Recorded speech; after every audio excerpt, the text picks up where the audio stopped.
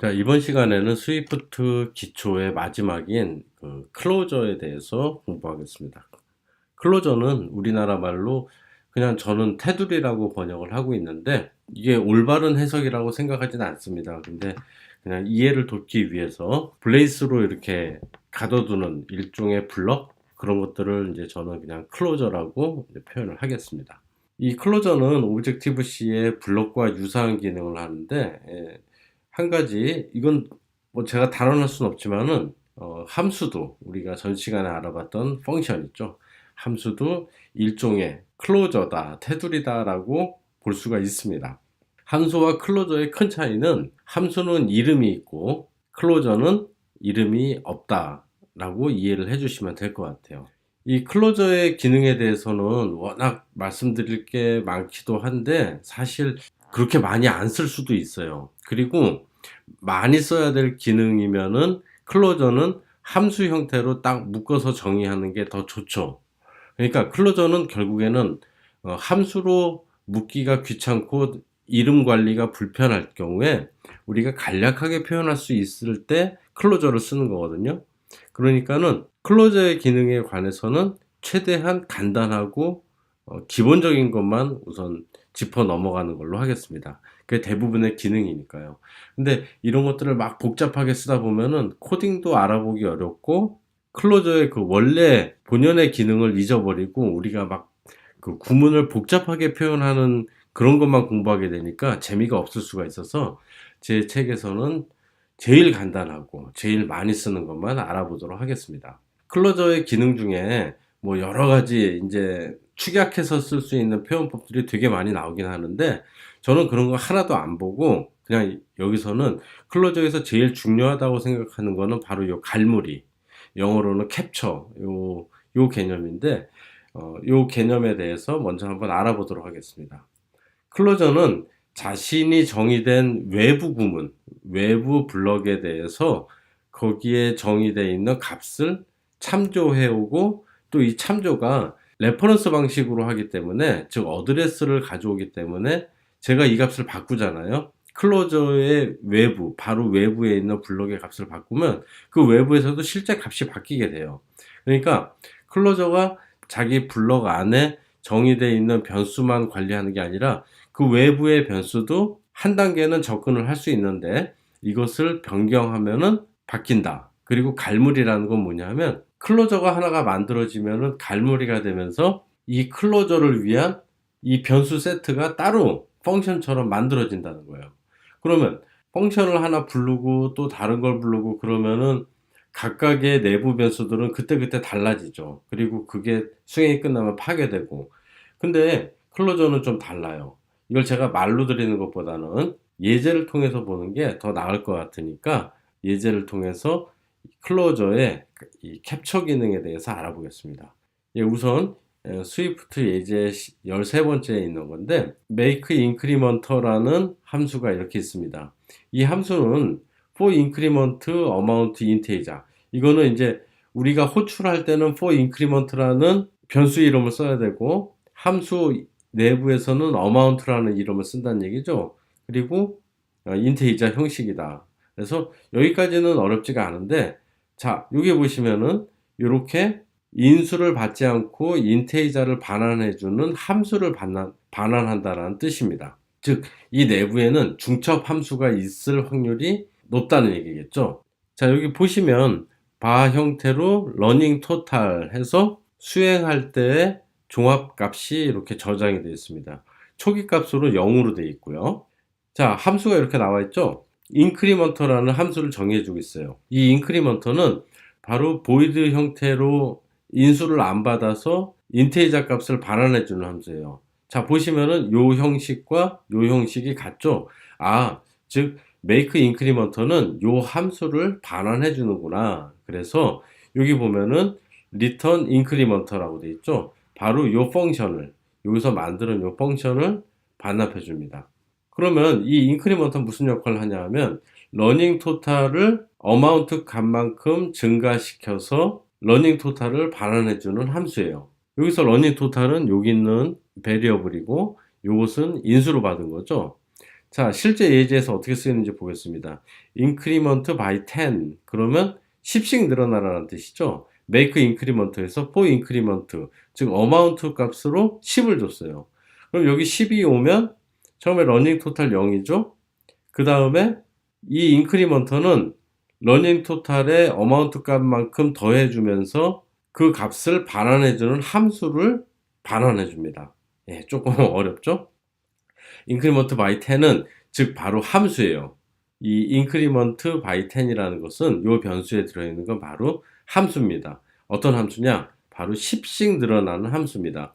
프린트 해가지고 increment by 10을 호출을 하면은 이 함수는 10의 값을 반환해줘요. 왜? amount 값이 10씩 늘어났으니까 여기 10이 반환이 됩니다. 다시 이 increment by 10을 호출해주면 이번엔 20을 반환해줘요. 왜? 아까 이 값은 10으로 증가했고 다시 amount 값만큼 증가하니까 20이 반환되죠. 예, 이제 이해가 되시나요? 마치 우리가 이 캡처한 두 개의 변수 amount 값은 고정되어 있어요. 이 increment by 10에서 요 함수 안에서 amount 값은 10으로 고정됐습니다. 요때. 근데 running total은 매번 호출할 때마다 10씩 늘어나는 걸 보실 수가 있습니다. 마치 전역 변수 같죠? 마치 전역 변수처럼 동작하지만 바로 요 함수 안에서만 접근 가능한 스태틱 변수 같죠? 예.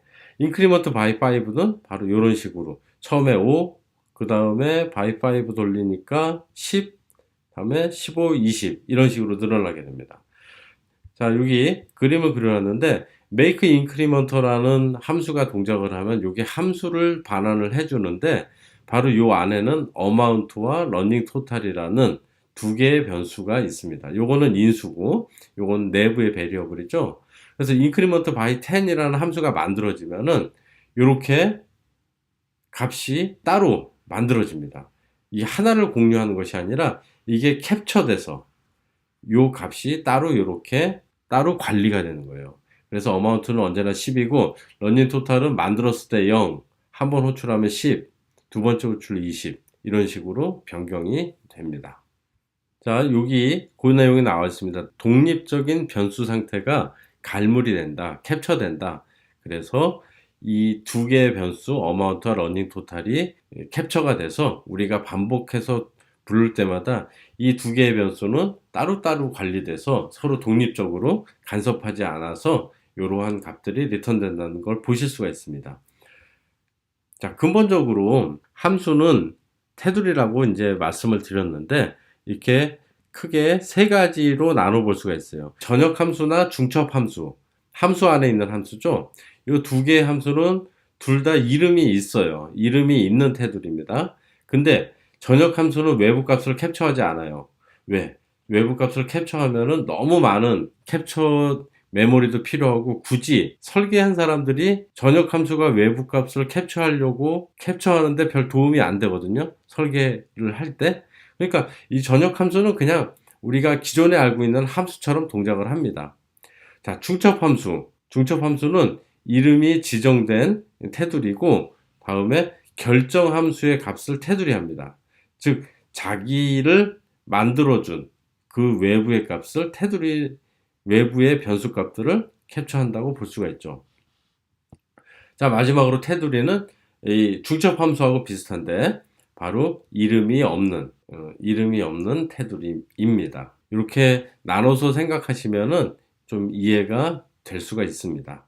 자, 이번에는 클로저에 대한 예제를 한번 우리가 이제 클로저를 가지고 활용할 수 있는 예제인데 사실 전 시간에 다 했던 겁니다. 그러니까 여러분들이 간략하게만 보시면 돼요. 우리 포워드 펑션 있고 백워드 펑션 있죠. 그래서 이거는 올림 차순으로 소팅할 때 쓰고 다음에 백워드는 내림 차순. S1이 더 크니까 이렇게 되면 이게 true를 리턴하면은 이게 true를 리턴하니까 내림 차순이 됐죠. 점점 큰 값에서 작은 값으로. 그렇게 해서 잉글리시 네임을 sort할 때 by 인수를 줘서 백워드 펑션을 넣어주면은 바로 reversed named English 그러니까 역순으로 소팅된 그런 이름을 얻을 수가 있어요. 그러면 이것은 이렇게 이와 다니엘, 크리스 역순이죠. 이런 형태로 이름이 쭉 만들어집니다. 이 백워드는 우리 예전에 sorted by에서 충분히 썼었죠. 다음에 이제 forward names Korean 하면은 이 이름을 올림차순으로 여기서는 forward죠. sort by forward 하니까 올림차순으로 쭉 소팅해서 결과를 반영해 줍니다. 그러면은 우리나라 사전의 순서로 해서 기역서부터 다음에 지읒, 치읓 이런 형태로 정렬이 된 결과를 보실 수가 있어요. 자, 이것까지는 전에 했고요. 그 다음에 아래는 테두리를 이용해서 sorted by를 쓰는데, 자, 이거 보시면은 우리는 백워드나 포워드 함수를 이렇게 따로따로 지정해 줬죠. 근데 이거를 테두리를 써서 이렇게 간략히 한 거예요. 테두리는 바로 이렇게 브레이스로 열어주고 브레이스로 닫습니다. 일반 블럭의 정의하고 똑같죠. 그리고 요 앞에 이름이 없잖아요. 즉 이름 없는 펑션이라고 보시면 돼요. 이름이 없죠. 그리고 인수가 요 안에 들어왔어요. 블레이스 안에. 이름이 없으니까 어쩔 수 없이 요 안으로 들어와야죠. 여기다 파라미터만 덩그라니 놓으면 이상하니까요. 그래서 인수를 쭉 써주고 다음에 반환형을 써줍니다. 다음에 요 in이라는 키워드를 통해서 in 보이시죠? in이라는 키워드를 통해서 바로 이 실제 실행문을 정의를 해주는 거예요. 자, 이렇게 해놓으면은 요거 간단하니까 이 표현법과 이 표현법은 거의 동일한 겁니다. 거의 동일한 건데 다만 함수 이름이 없다라고 이렇게 보실 수가 있죠. 이렇게 테두리로 해서도 동일한 동작을 할 수가 있습니다. 그러면 우리가 이렇게 이름을 다 지정해 주면 뭐 나중에 forward라는 펑션을 또 지정하고 싶은데 이미 있으니까 막 이름을 더 세분해야 하잖아요. 근데 클로저로 지정해 주면은 그냥 그때만 쓰고 말 거, 여기에만 국한돼서 쓸 거기 때문에 이름 지정할 필요가 없고 혼란을 최소화할 수가 있습니다. 클로저로 이렇게 표시를 하면요. 요 테두리 표시법이, 그러니까 클로저의 표시법이 이렇게 쭉 나와 있는데 요것만 기억하시면 돼요. 블레이스 열고 가로 열어서 인수 쭉 쓰고 가로 닫고 그 다음에 반환형. 이거는 우리 함수의 인수와 반환형을 쓰는 것과 똑같죠. 그리고 잊지 마셔야 될 거 바로 in 키워드를 통해서 실행문을 쭉 여기다가 나열해 주면 된다라고 이렇게 되어 있습니다. 자, 이제 이거는 제가 여러분들한테 별로 드리고 싶지 않은 말씀인데 여기 보면은 스위프트는 되게 다양한, 지금 뭐 전에 sorted에서 sorted by 메소드를 써가지고 지금 있는 예제들은 전부 아까 sorted by 예제를 이제 확장적으로 쓰는 건데요. 여기 보시면은 수많은 축약 표현법이 있습니다. 그래서 요거는 이제 괄호를 빼버린 거고요. 예, 구문에서 뭐 유출해서 괄호를 파라미터를 이렇게 빼버린 거고, 요건 좀 표현법이 좀 단순해졌죠. 괄호가 빠졌으니까.